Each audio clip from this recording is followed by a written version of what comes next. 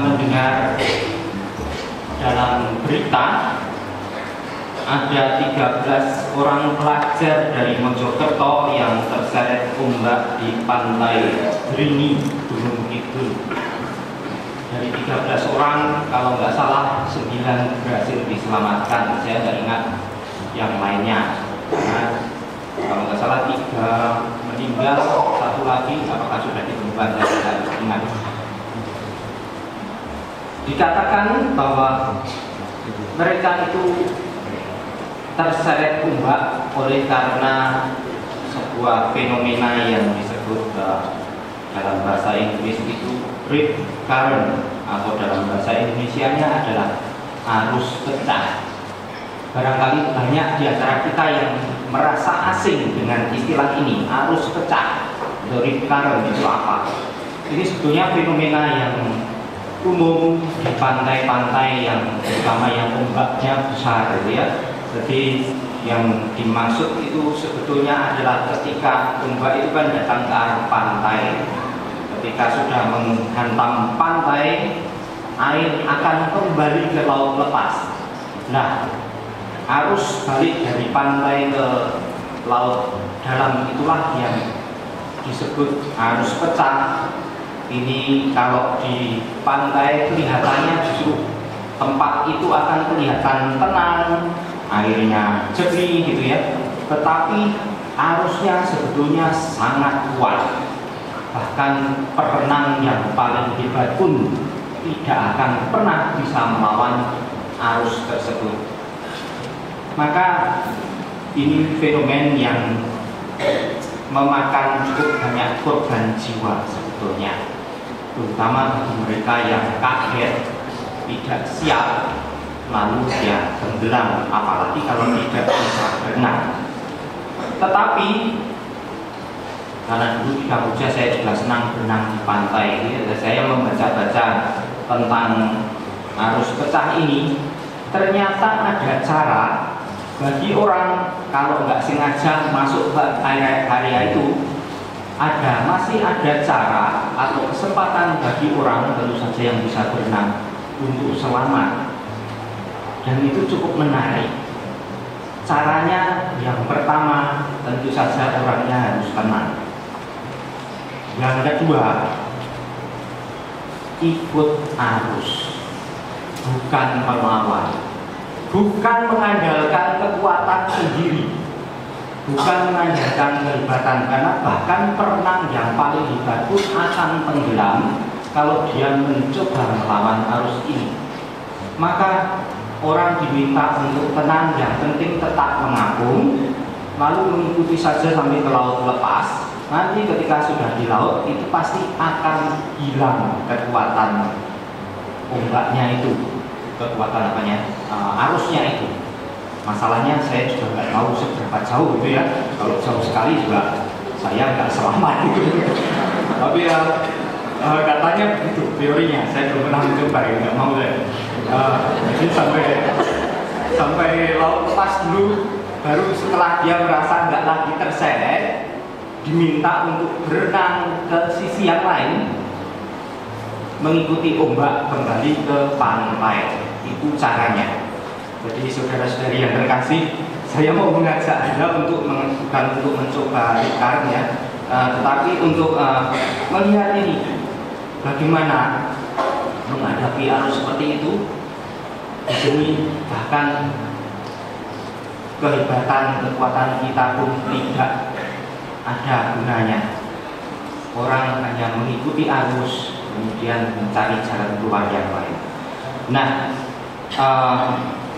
mungkin Anda bertanya-tanya apa hubungannya dengan Injil dan misteri yang kita rayakan sekarang. Bagi saya, Injil hari ini itu juga berbicara sebetulnya mengenai ketaatan dan kerendahan hati, mengenai bagaimana tidak mengandalkan kehebatan tadi, tetapi dengan rendah hati mengikuti apa yang ada. Misalkan Ibu Maria dan Bapak Yosef, kita tahu mereka adalah orang tua Tuhan Yesus. Pesta ini, pesta Yesus dipersembahkan di Genisa itu dulu punya nama yang lain. Kalau nggak salah, apa nama demikian Bunda Maria atau apa gitu ya. Jadi pentahiran dulunya adalah pentahiran Bunda Maria. Jadi tapi sekarang fokusnya adalah pada Tuhan Yesusnya. Dulu adalah pada pentahiran Ibu Maria. Ini mengikuti tradisi Yahudi bahwa memang setelah melahirkan itu seorang perempuan harus ditahirkan dulu ya.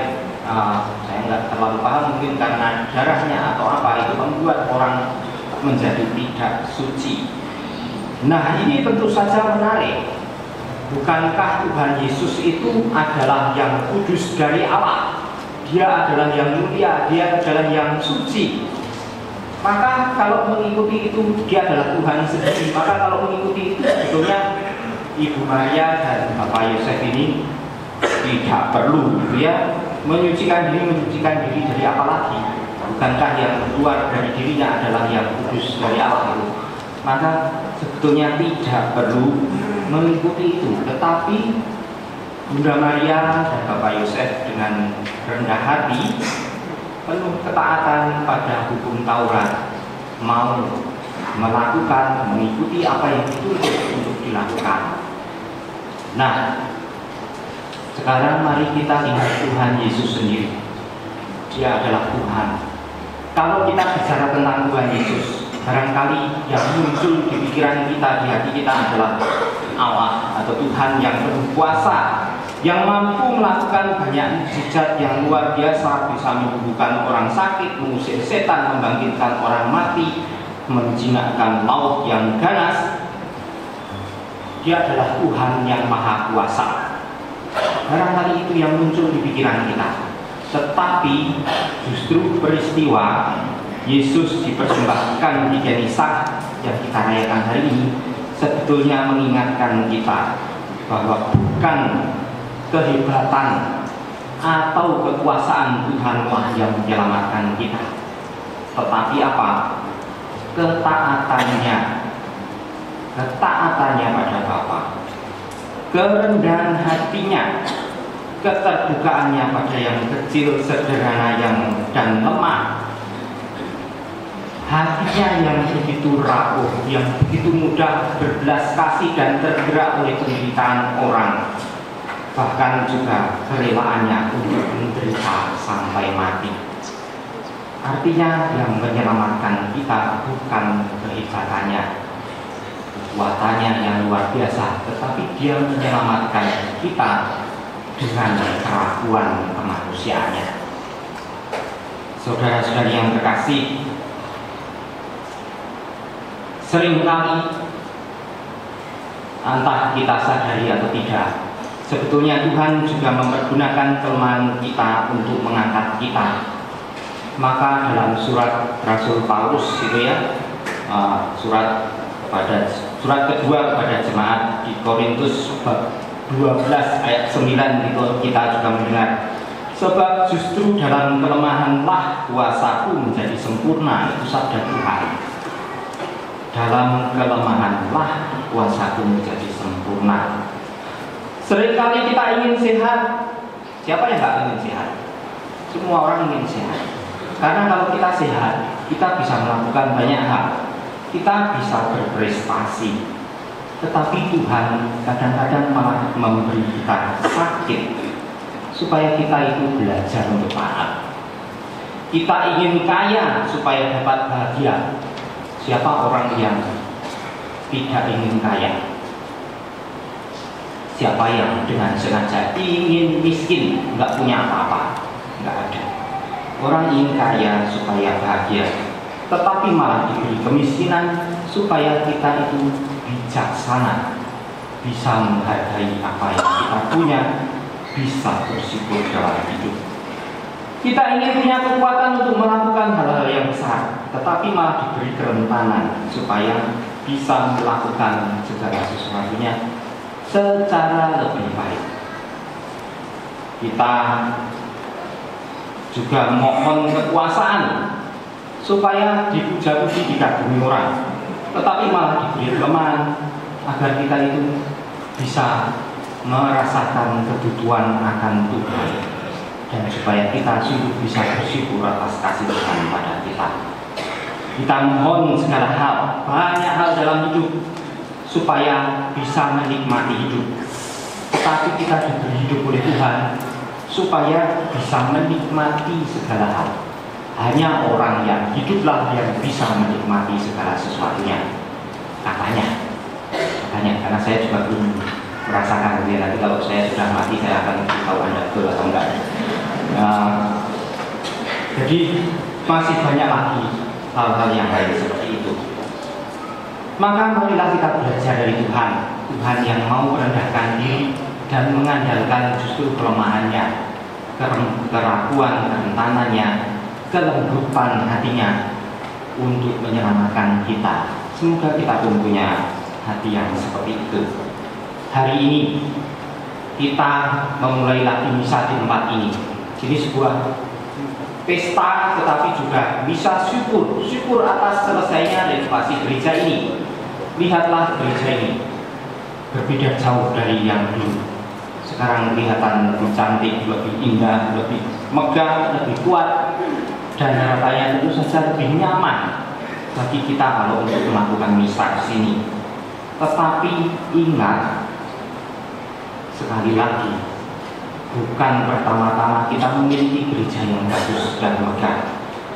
Akan sia-sia semuanya ini jika kita itu tidak taat kepada kehendak Allah. Kalau kita tidak menjadi pribadi-pribadi yang peduli, yang mampu berbela rasa, yang mampu berbelas kasih pada sesama di sekitar kita.